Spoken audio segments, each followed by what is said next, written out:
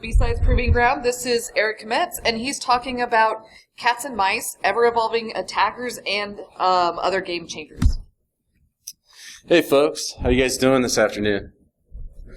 Yeah, B-Sides. All right, sweet, good stuff. You guys here for the long week like I am? I see a couple hungover people, maybe a Fed or two. You guys definitely a Fed in the back.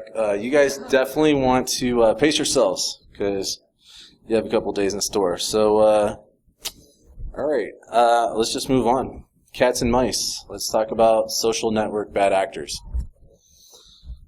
Who am I? Just to kind of start into things, I'm a long-running information security enthusiast. I've been into BBSing, if you think HPACV, if anyone's familiar, kind of like the old BBS nomenclature for hacking, freaking, carding. I got into the internet, got into rootkitting, TCP sniffing, hijacking, sequencing, all the fun stuff that you could do around that time. And I've been going to DEF CON for quite a while. My first B-Sides was last year. I thought it would be an awesome venue to give my first talk. Moving to present, I spent a couple of years working at a social network, and in that time I saw lots and lots of abuse cases, and I kind of got outside the box and I tried to solve them. So that's where we're at right now. So what's my talk about? In the interest of your guys' time, I want to talk about what it's not about, despite the title and whatnot. We're not talking about CVEs, we're not talking about host level, network level, application level security per se. What this talk gets into is more of your eighth layer, if you will. It gets into like the user space or the political space. It's called both of these things. And so once everything else is secure, what do people do on your services, specifically social sites for the purpose of my talk? That covers spam, fraud, persona non grata. Maybe some people just don't play nice with others as per your terms of service, and they're using VPNs and Tor and all these things to access your network. And I'm going to talk about how to transcend that a little bit and fingerprint their behavior. But before I do, let's deconstruct. And I'm going to get into the way I'm going to do this is I'm going to go through kind of a deconstructive process of what you observe as a means of actually putting these systems together. So before I do, let's talk about why we care about this. You know, okay, it's users on a site. People are going to troll. People are going to do stuff. Well, there's a few reasons you might care. First and foremost, just as a researcher, you know, in an academic sense, human behavior is very much a part of it. You have your security chain, and people are definitely a piece of that. So social behavior on social sites is going to transcend any other kind of service, really. Maybe you're somebody with a vested business interest. You know, you could just be a volunteer. You might be a staffer of a site, and you know what you do and what you learn about it, and maybe the systems you implement could affect the bottom line, or you know, keep it a cool place for people to hang out at least. Maybe you're just a user. You want to know what admins deal with on a regular basis, or you know, you could just be interested. As I give this talk, I would be really curious towards the end of this what you guys think about in terms of who might be interested in this sort of thing, you know. As I present the concepts, I'd like you guys to think about that, and maybe when we get to questions, I'd certainly like to entertain sharing that. So, people are going to abuse social sites. What can we do about it? A couple things. Manual intervention, pretty common. You know, it's you have your admins on the site, you have your moderators. They're going to go and, you know, find trouble and deal with it on a one-by-one basis. It's pretty default. Any kind of new site, any kind of small business usually starts here. By deconstruction, we're going to talk about the pros and cons of that approach, and we're going to talk about why it might be necessary to do something a little bit better. So by doing this, we're going to deconstruct abuse. We're going to quantify it and therefore turn it into something that can be tracked, measured, compared to other methods for efficiency to see what approach is best. So part of this, after we deconstruct, is we're gonna identify our problems, and we're gonna take research. You know, we're gonna see who solved this problem, these problems, and we're going to try to apply other people's work. We're going to harness that because a lot of people have worked on these things before, for the most part. And finally, we're going to take that research and see what's applicable and try to make it work. And in my case, some of the research I did, I found a use to take things that are primarily done with strings, and I found a way to take an algorithm and harness it for behavioral fingerprinting. And that is definitely a pivotal part of this talk. So let's talk a little bit about manual intervention.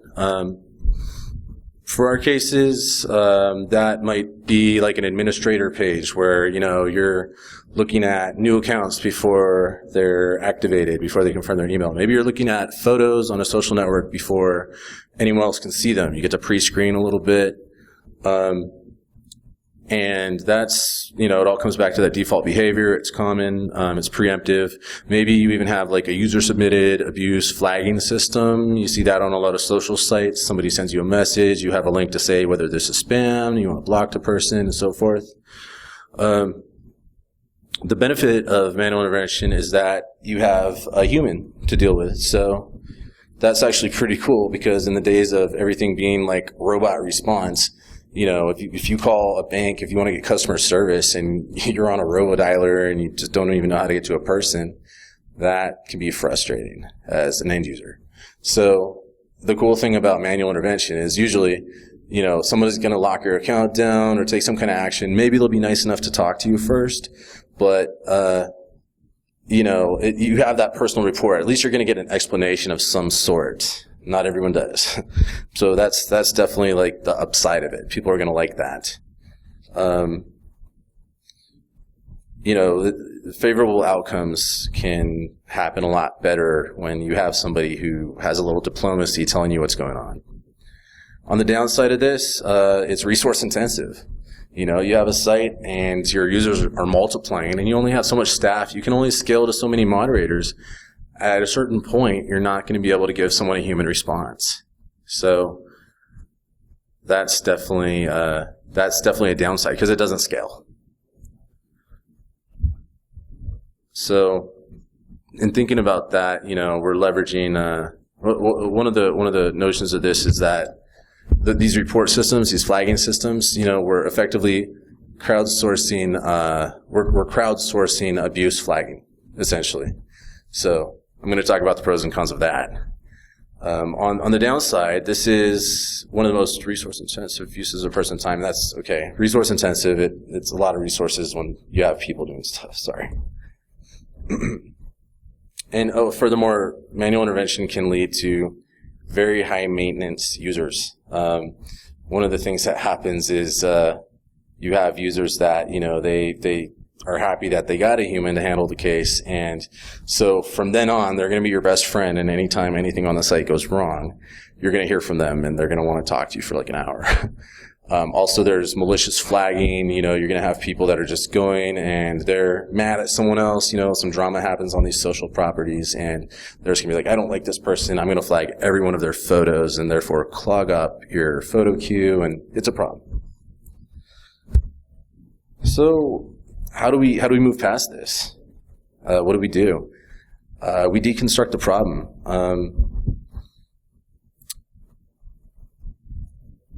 So part of what we do is we're going to take social criteria. What aspects of a social profile are commonly manipulated for unintended uses. You join a site, you can set a profile photo, you can set a short biography about yourself, you can do comments to other people, you can do private messages to other people, you can do video chat you can do regular chat. All these things can be abused. People can take pictures, they can put IM handles or URLs across it. I mean, there's just so many ways for spammers and people to try to, lure your users to sites or even malware or phishing. So you look at these criteria and you pick a handful of it. This deconstruction approach means you kind of have some live data to work with. This is much less of your NASA planning a space landing, and you can't actively like work with the material. This is taking live data and it's analyzing it and getting intelligence from it and making a solution. So you take some criteria and you kind of classify it. You know, we're talking about strings kind of as a predominant thing. There are other things like photos, but let's just kind of stick to strings for the progression of this. And what does that do? That tells us that, let's examine strings a little closer. Like, what happens when people enter stuff into sites, and how can we process that? Well, let's stand on the shoulders of others. You know, let's go see who did academic papers, and try to see if they've solved our problems. I find that in doing this, it helps to have your problem chunked down. What are the abstract pieces of what you're trying to do? Don't bring a convoluted problem to Google and hope to find exactly what happened. Go for something succinct. What are the pieces of your problem, and how can you make them more efficient? And I'll get into some of my findings in the following slides. Finally, once we apply what we've learned, we want to measure effectiveness, accuracy, and we want to iterate on that to make it better. This is kind of like a system that you grow and learn into something better. So research. In my case, I set out to learn things about the landscape of string matching. In C and PHP, you have very basic functions like, do these strings match each other, string compare. It's a very much yes or no kind of thing for the most part. Another one that's a little more involved is the Levenshtein distance. And the Levenshtein distance is essentially a algorithm that tells you between two strings, how many single character edits would be required to make them identical. And that's useful. Sites use it. I've seen it in practice, but when we're dealing with matching strings that don't exactly match, Levenshtein leaves a little to be desired. It's got a threshold, you can decide how similar you want to trigger on, and if you make it too open, it's going to start pulling in words that just aren't even close to what you're looking for. So Levenshtein's cool, but it doesn't really cut the cake when it comes to humans that are going to adapt and try to obfuscate strings and stuff like that. So after a lot of general searching, I found a paper entitled A Comparison of Personal Name Matching, Techniques and Practical Issues.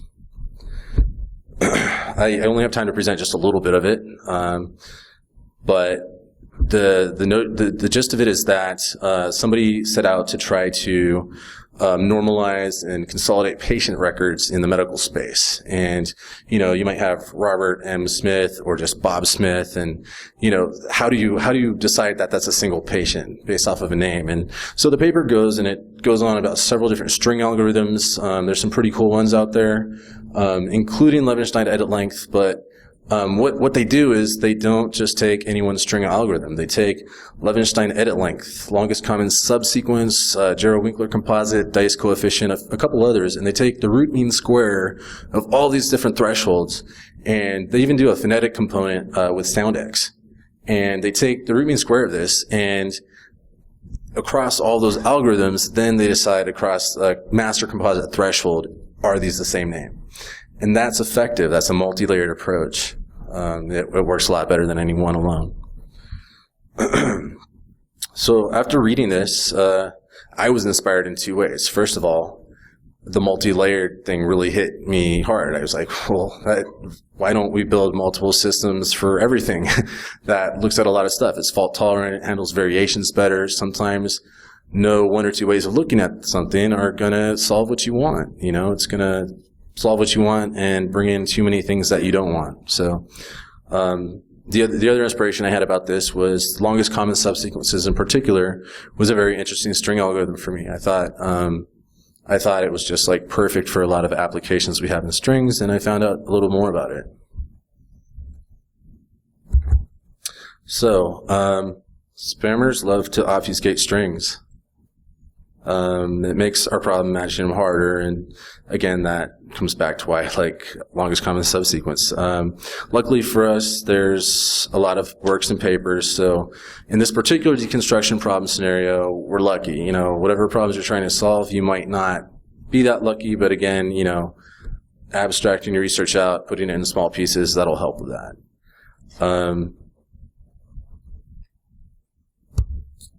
All right, so I have a slide here, and this is just a couple examples in collage form of longest common subsequences. If you can see the lower left and upper right corner, that's just your basic source code and file diffs. On the lower left, you have some PHP code. Upper right, you just have some basic text files.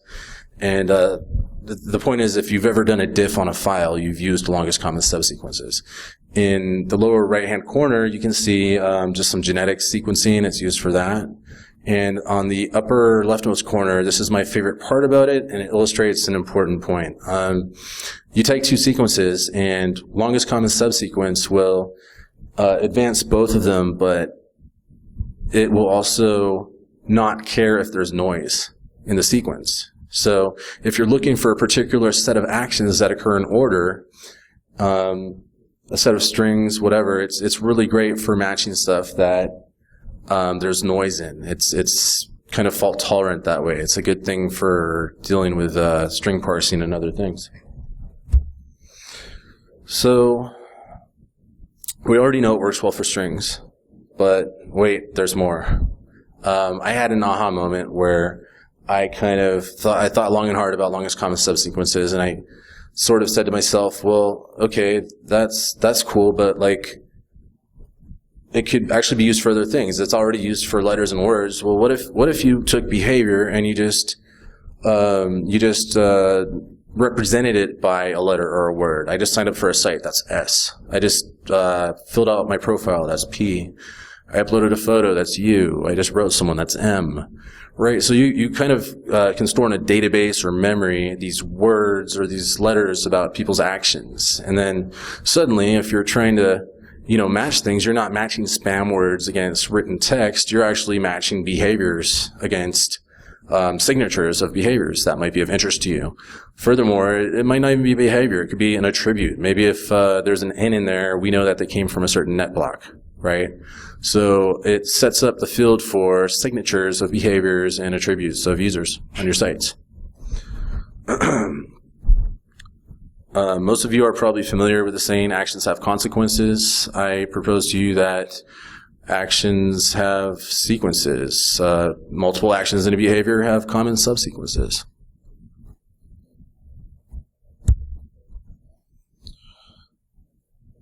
This isn't an end-all solution. Kind of drawing from that paper again, it's best deployed in layers. Just like the string matching layers, this is very well deployed in a combination approach. String algorithms by itself is not going to do everything you need. Behavioral fingerprinting by itself, it's not going to do everything you need.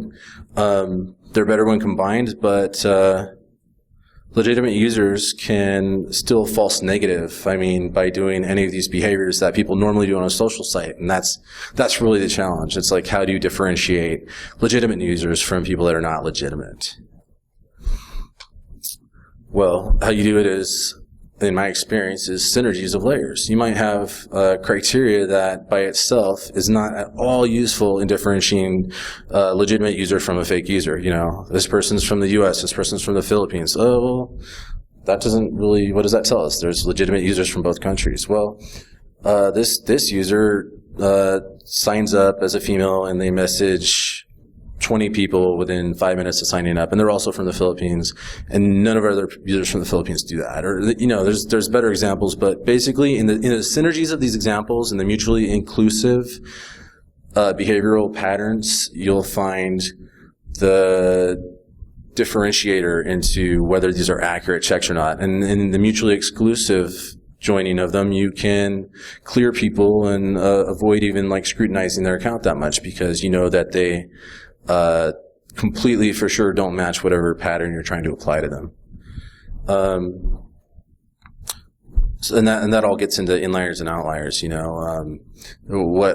Again, this is a close examination on a per criterion basis. What do common users exhibit, and common abusers exhibit, and what do common legitimate users exhibit?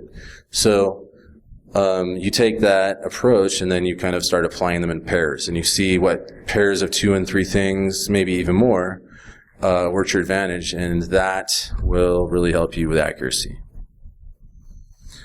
System integrity and efficiency.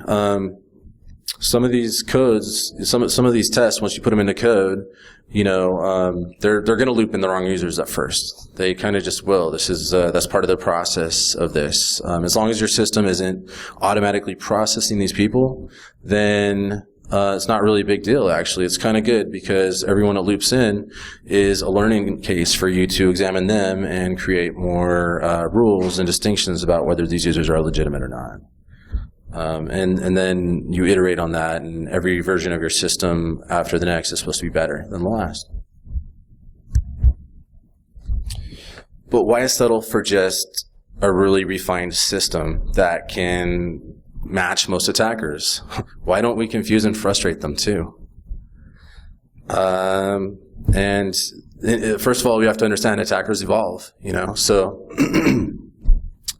what do all of us do, especially with a hacker mindset? When we encounter a barrier online in our computer, we try and get around it. How do we do that? Well, we look at what stopped us and we adapt and we try again. And it's very much, it's a pretty common thing for all computer use. Well, attackers do the same thing.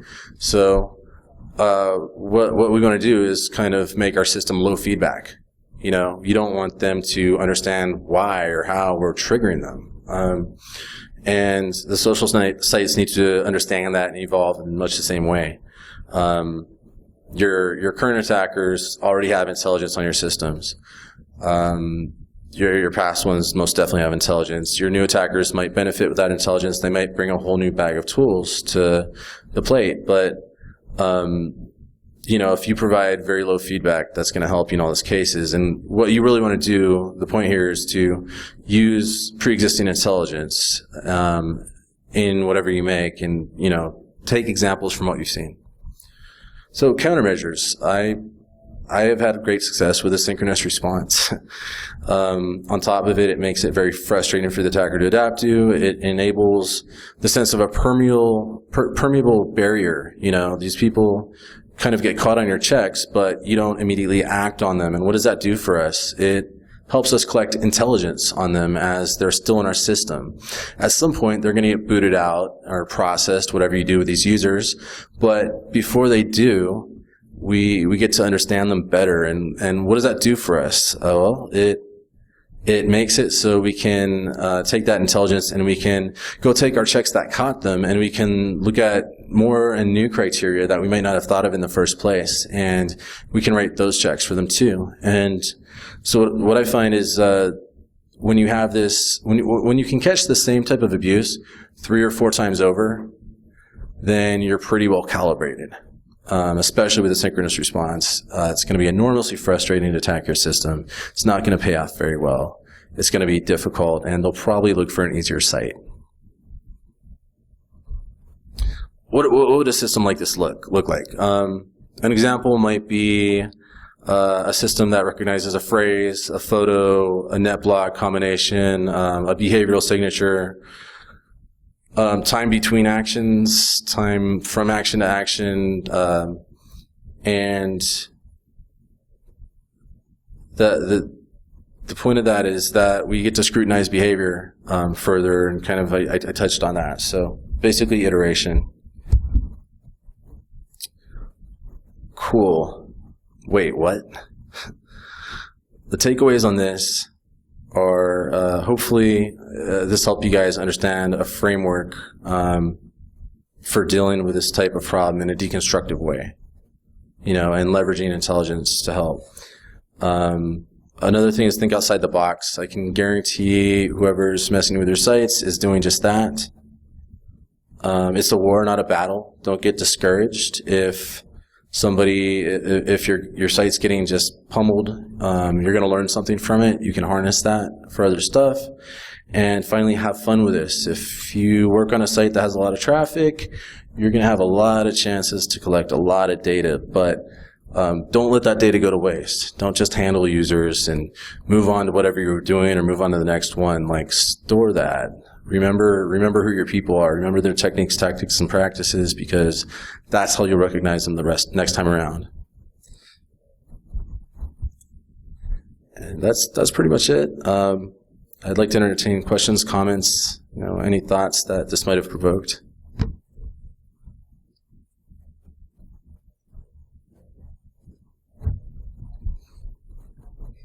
If not, I'll be around. Feel free to contact me. I'm happy to talk about this stuff. I'd like nothing better than some of the ideas I laid out here to be taken and applied to some of your industries and maybe even pivoted to something completely different. Thanks for your time.